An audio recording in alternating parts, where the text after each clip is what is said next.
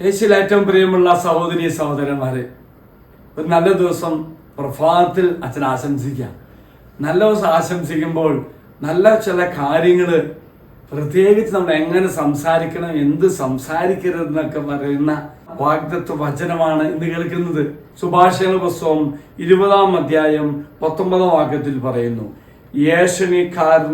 ഏഷണിക്കാരൻ രഹസ്യങ്ങൾ പുറത്തുവിടുന്നു, ബുദ്ധിശൂന്യമായി സംസാരിക്കുന്നതിനുമായി സംസാരിക്കരുത്. പ്രിയമുള്ളവർ, രണ്ട് കാര്യമാണ് ഈശോ ആഗ്രഹിക്കാത്തൊന്നും പറയരുത്.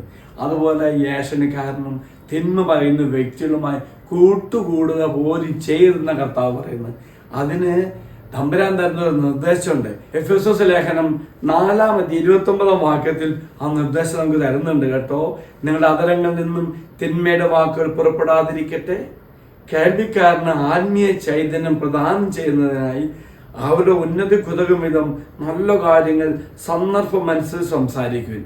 Praise Lord. എത്ര മനോഹരമാണ്. അതായത് പ്രിയമുള്ളവരെ, തിന്മ വരരുത്. നമ്മളെ കേൾക്കുന്ന മക്കൾക്ക് നമ്മൾ പറയുമ്പോൾ അവർക്ക് ആത്മീയ ചൈതന്യം കിട്ടണം, ആത്മീയ ഉന്നതിക്ക് ലഭിക്കും വിധം സംസാരിക്കാൻ. എങ്കിൽ പ്രിയമുള്ളവർ, ഇന്ന് നമുക്ക് ദൈവത്തോട് പ്രത്യേകം പ്രാർത്ഥിക്കാം. നിങ്ങളെല്ലാവരും കർത്താവ് അനുഗ്രഹിക്കട്ടെ എന്ന് പ്രാർത്ഥിക്കുന്നു. നല്ലത് മാത്രം ചിന്തിക്കുവാൻ, നല്ലത് മാത്രം പറയുവാൻ, നമ്മളെ ശ്രവിക്കുന്ന മക്കൾക്ക് ആത്മീയ ശക്തി കിട്ടുന്ന, അഭിഷേകം കിട്ടുന്ന കാര്യങ്ങൾ മാത്രം പറയാൻ ദൈവം നമ്മെ സഹായിക്കട്ടെ. ഈശ്വരാശീർവാദം തരാം. നമ്മുടെ കർത്താവായ ശമിശാകൃപയും പിതാവായ ദൈവത്തിന്റെ സ്നേഹവും പരിശുദ്ധാത്മാവിന്റെ സഹവാസം കൂടെ ഉണ്ടായിരിക്കട്ടെ, ഇപ്പോഴും എപ്പോഴും എന്നേക്കും. ആമേൻ. ഒരു നല്ല ദിവസം ആശംസിക്കുന്നു.